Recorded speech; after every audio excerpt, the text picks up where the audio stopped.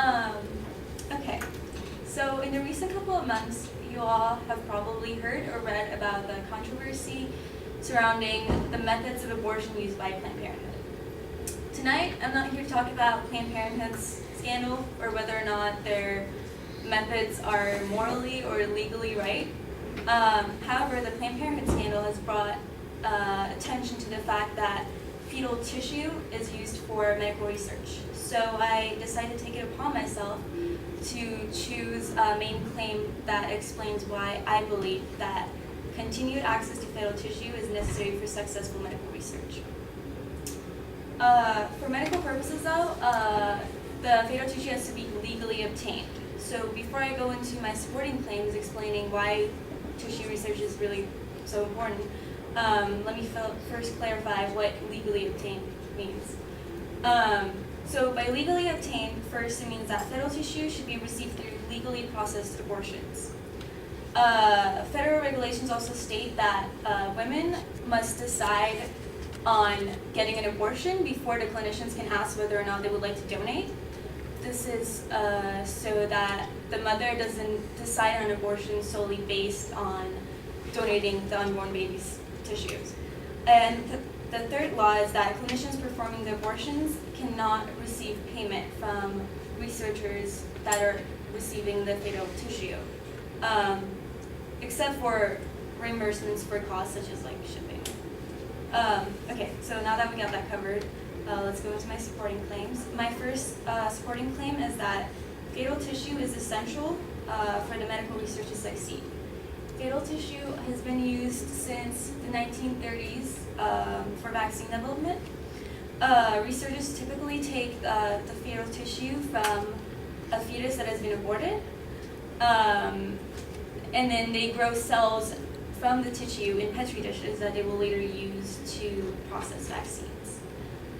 According to a CNN article, How Exactly Fetal Tissue is Used for Medicine, one of the earliest advances in fetal tissue was to use fetal kidney cells to create the first poliovirus vaccine, which are now estimated to save 550,000 lives worldwide every year. Another really important use of fetal tissue was for Ebola vaccine. Fetal tissue was absolutely critical to the development of a potential Ebola vaccine that has shown promise, said Dr. Carrie Molentis, according to PBS NewsHour.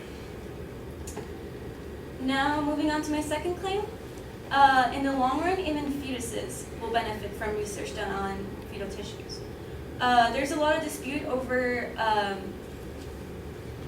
using fetal tissue obtained from aborted babies, but ironically, some of the advances made in the tissue research actually help protect those unborn fetuses in the womb.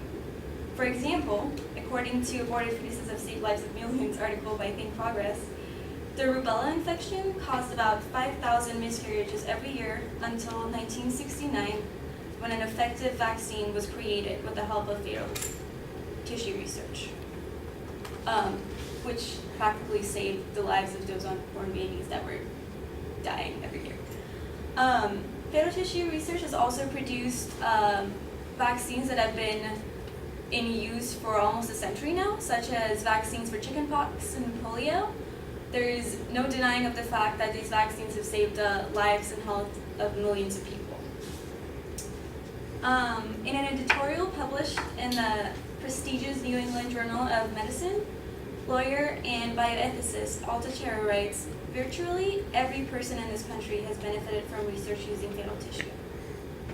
Okay, and that, last but not least, my third claim, there are no other replacements for fetal cells that could be used for research purposes in creating medicines and vaccines.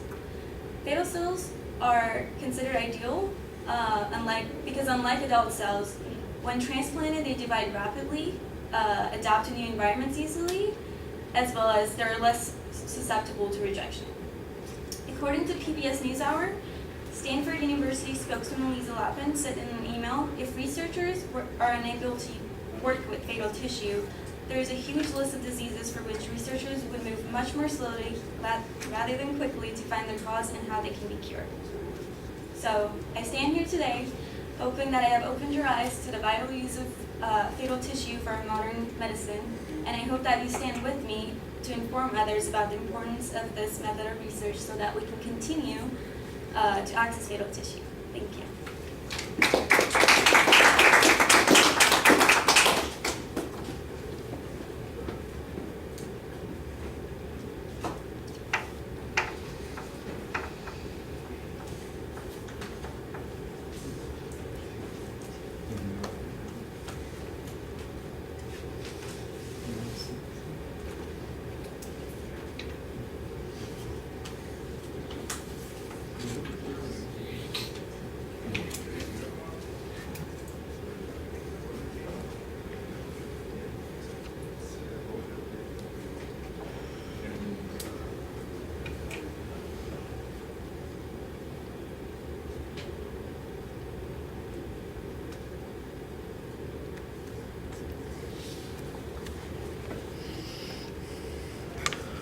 Right, the proposition's clearly identified, and I think you kind of explained a little bit why the controversy has come up and why you're talking about it.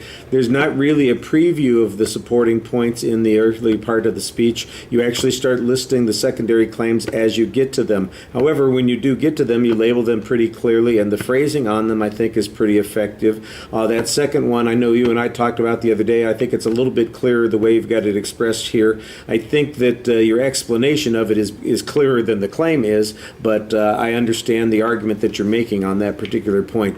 The data on the first point is primarily historical in nature. I think you could probably use a little bit more information on that point to make it convincing, but the points that you have, I think, are pretty solid.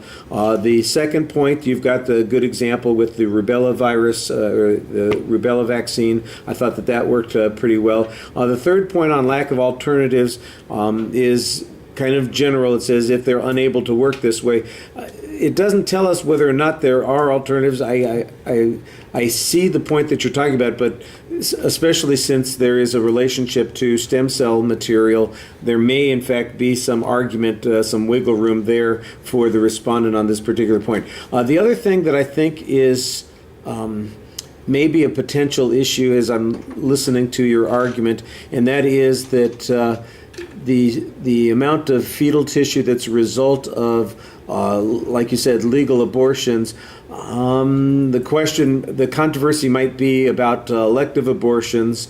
There may be some question about that. I don't know if there's any data that distinguishes where the fetal tissue comes from. That would probably be complicated information to find. However, that might be one of the arguments that's made on this particular issue.